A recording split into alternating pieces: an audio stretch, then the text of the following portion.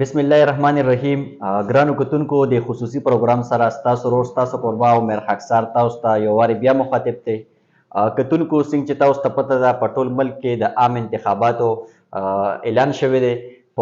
د فروری په 8مه نیټه کال 2023 کې به عام انتخابات کیږي. د هغې دپاره ټول سیاسي ګوندونو خپلې خلې ځلې چې کوم دی هغه شروع کړي دي. د امیدوارانو اعلانات هم کړي دي. څنګه چې موږ تاسو سره د رستم نیوز د دفتر د پرانستې په موقع باندې دغه وعده کړې وه چې موږ به د ټول سیاسي ګوندونو امیدواران چې کوم دي هغه به راغواړو او د هغې سوچ د هغې فکر به انشاءالله ستاسو مخې ته ږدو چې هغې سره څه منشور دی او هغې د علاقې د تعمیر او ترقۍ لپاره دغه شان د خوشحالۍ او د سوکالۍ لپاره څه سوچ لري. د هغې سوچ او د هغې نظر چې کوم دی هغه به موږ ستاسو مخې ته ږدو. ډېره زیاته مهرباني غالب صاحب، تاسو ته خپل سټوډیو ته په راتګ باندې هرکلی وایو. زموږ پروګرام ته بخیر راغلی. شکریہ. السلام علیکم ورحمۃ اللہ. د ټولو نه اول راته دا ووایئ چې تاسو نوم څه دی او کوم ځای کې تاسو پیدا شوي یې، ابتدایي زده کړې تاسو کوم ځای کې کړي دي او د هغې نه بعد هم بیا څه څه کړي دي، هغه زموږ کتونکو سره شریک کړي. بسم الله الرحمن الرحیم. الحمد لله الذي هدانا لهذا وما كنا لنهتدي لولا ان هدانا الله. شکریہ رستم نیوز عمر خاکسار صاحب او د دې ټیم. زما نوم دی محمد غالب، والد صاحب نوم محمد یوسف او د نیکه مې نوم عبدالرحمن. د پلار په نیکه باندې د کلونو نه د هر څه د راز نه موږ د دې ځای د دې علاقې د دې سیمې اوسېدونکي یو. ابتدایي تعلیم همدلته د ګورنمنټ های سکول رستم نه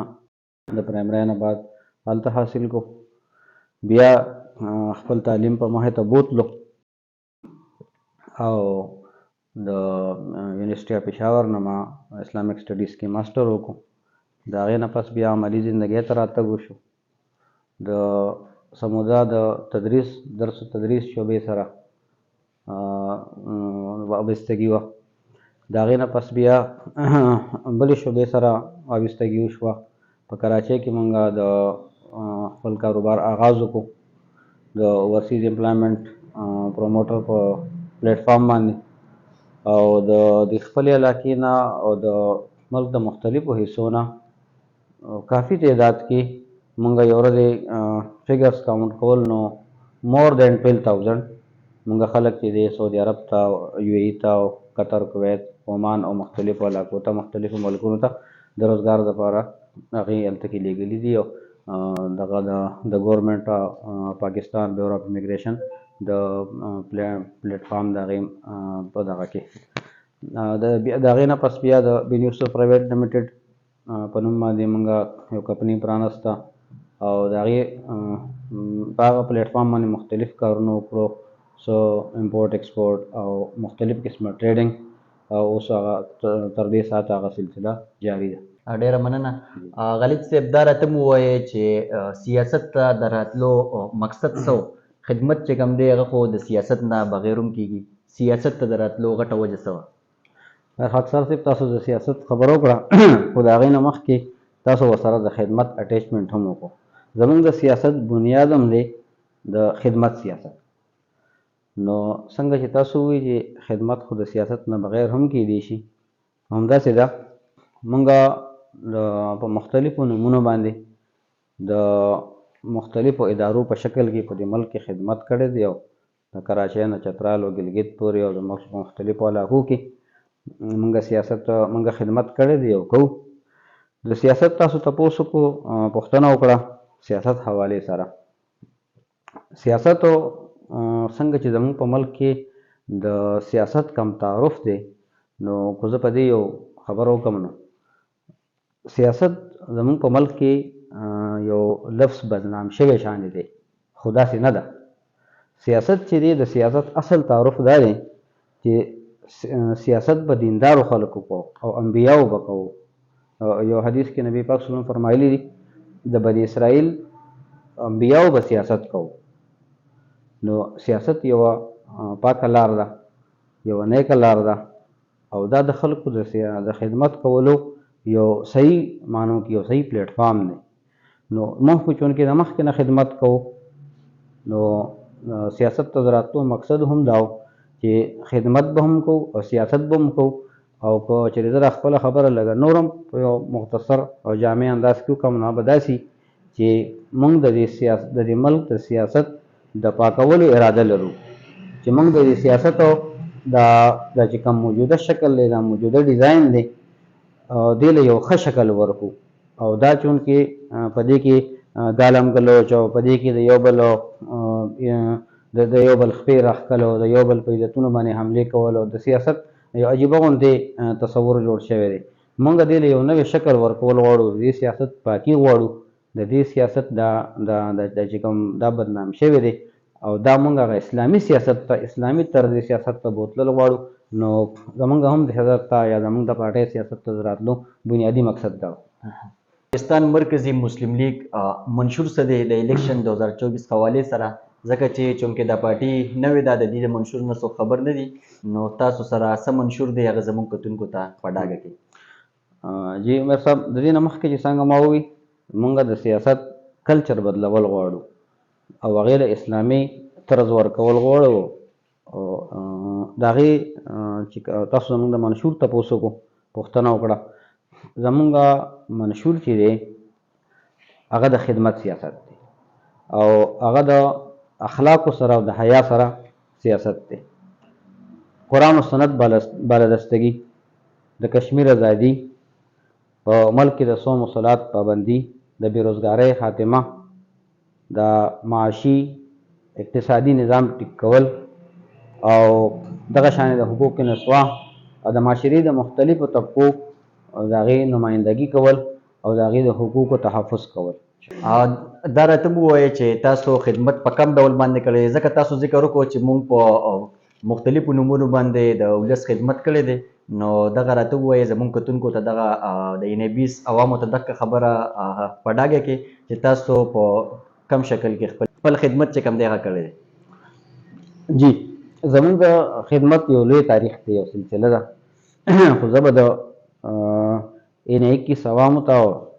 تاسو نورو کتونکو ته تاسو د دې پلیټفارم نه د استر نیوز د پلیټفارم نه څه لږه شانې تذکره وکړم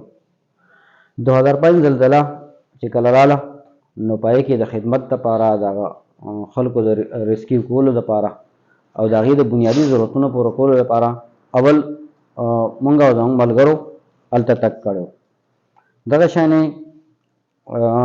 او د هغې یو بله که زه تاسو ته لږ نور مزید دا خبره ډیفاین کړم نو یو دا تسلیم کړی وه چې او دا خلک واقعي د خدمت حق ادا کولی شي او موږ له یې باقاعده د اپریسیشن سرټیفیکیټ هم راکړي دي د هغې نه بعد که تاسو خیال وکړئ نو وقتاً فوقتاً په ملک کې چې کوم څنګه څه آفتونه او ازمایښتونه راغلي دي نو موږ په هغې کې یو کردار ادا کړی دی هغه د 2007 د مردان سیلاب دی چې په هغې کې پل غورځېدلی و نو په هغې کې د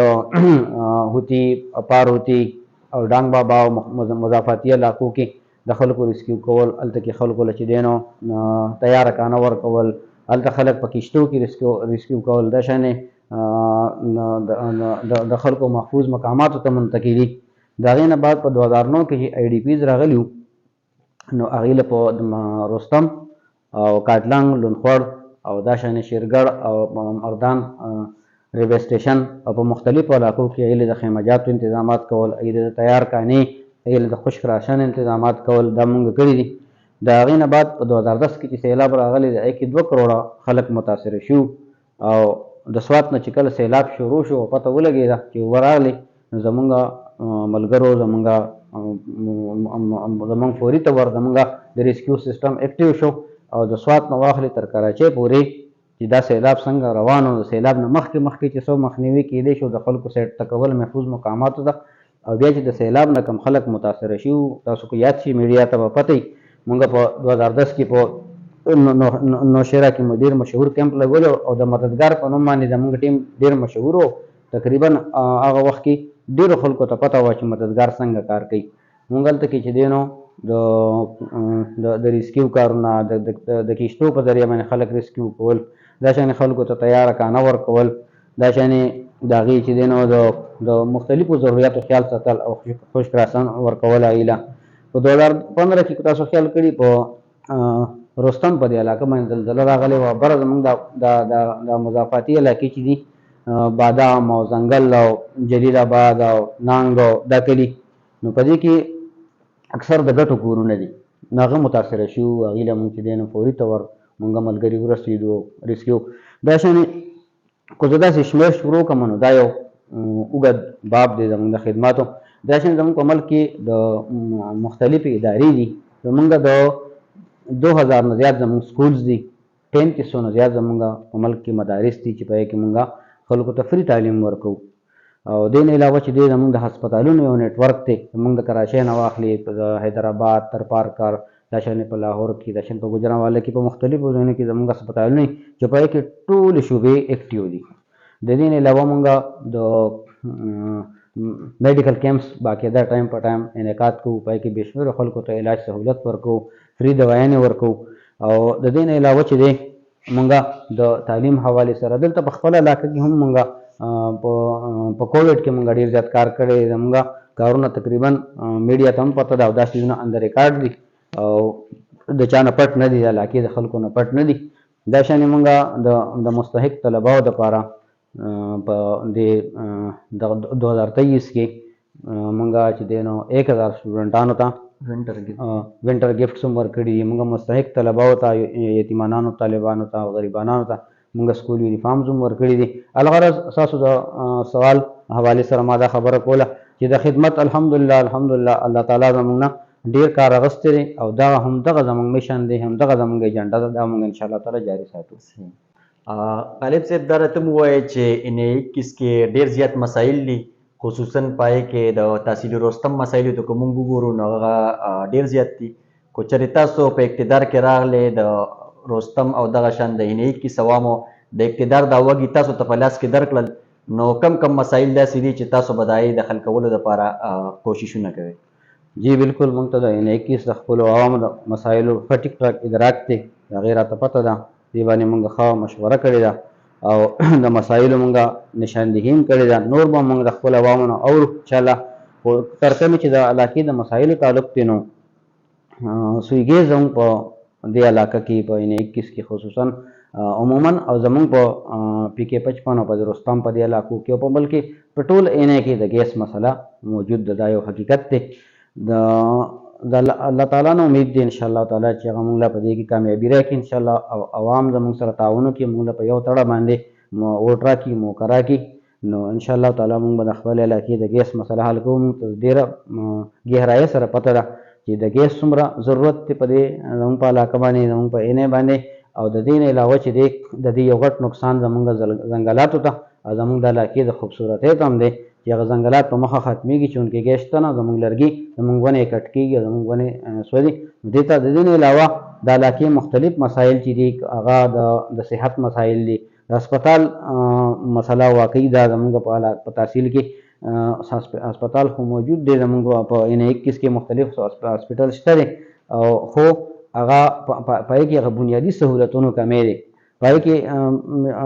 موږ هغه سوچ کوو چې څه کمی دي نو ډېر بنیادي کمی دي خو په هغې کې اپنډکس یو عام غوندې څیز دی چې دا یو ډېر معمولي اپریشن دی خو زموږ په رورل هاسپیټلز کې زموږ په تحصیل هسپتال کې او د دې هم بنیادي سهولت نشته دی دا شانې د سکولونو دا شانې په سرکاري سکولونو کې د عملي کمی په هغې کې د بنیادي سهولتونو کمی یعنی کو بنیادي مسایلو ته وګورئ نو د روډ سره د سکول سره د صحت سره د ګیس مسلې ټولو باندې انشاءالله تعالی زموږ نظر دی او کو موږ ته انشاءالله تعالی اختیار او اقتدار میلاو شو نو موږ د خپل علاقې د خلکو د خپل ان 21 مردان ونده حل کې انشاءالله تعالی مسلې په بنیادي په پریارټي بیس باندې انشاءالله تعالی د حل کوو غالب صاحب اخر کې د ان 21 عوامو لپاره خصوصي پیغام ځکه چې تاسو له باغي ووټ درکوي نو د هغې لپاره څه پیغام لرئ تاسو جی زه د ستاسو د پلیټ فارم نه د رستم نیوز د پلیټ فارم نه د خپل ټول ان 21 مردان ون د عوامو نه د نارینه زنانه ووټرز نه دا اپیل کوم ریکویسټ هم کوم د خپل پیغام هم ورکوم چې تاسو همیشه دپاره ستاسو په ووټس باندې مختلف خلک مختلفې پارټیانې وقتاً فوقتاً اقتدار کې راغلي دي او تاسو ته د هغې پس منظر او بیکګراونډ ښه معلوم دی او داسې هم شوي ده چې د بهر نه امیدواران همیشه راغلي دي او هغې په دې حلقه باندې ووټ اخیستی دی او بیا ورته د دې علاقې د عوامو رسایي تر بل الیکشن اعلان پورې نه ده شوې زه ستاسو د پلیټفارم نه خپل ټولو وروڼو خویندو ته دا ریکویسټ کوم، اپیل کوم چې تاسو ان شاء الله تعالی په دې الیکشن کې پاکستان مرکزی مسلم لیگ امیدوارانو له ان شاء الله موقع ورکړي. زموږ انتخابي نشان کرسۍ ده او تاسو به ان شاء الله تعالی موږ له په تړه باندې ووټ راکوئ او ان شاء الله تاسو په امیدونو باندې موږ ان شاء الله پوره راځو. تاسو مسایل چې هر قسم وي هغې ته به ان شاء الله تعالی په ترجیحي بنیادونو باندې موږ د حل کولو کوشش کوو او تاسو موږ ته هر وخت رسایي ممکن ده. ان شاء الله تعالی تاسو د علاقې تاسو ورور او تاسو خادم ان شاء الله تعالی د پاکستان مرکزی مسلم لیگ ان 21 مردان امیدوار محمد غالب انتخابي نشان کرسۍ. السلام علیکم. یو جهان مننه ګرانو کتونکو. دا و د پاکستان مرکزی مسلم لیگ د حلقه ان 21 ټاکلي شوي امیدوار محمد غالب صاحب چې تاسو د هغې د پارټۍ منشور او د الیکشن 2024 لپاره چې هغې سره کم منشور دی را روان هغه هم تاسو واورېدو. انشاءالله تعالی دغه شان وخت نا وخت به مونږ د مختلف سیاسي ګوندونو مشران تاسو سره مخامخ کوو. تر بل پروګرامه پورې خپل قربا او مرحق سر له ورکړي اجازت د لوی الله په امان.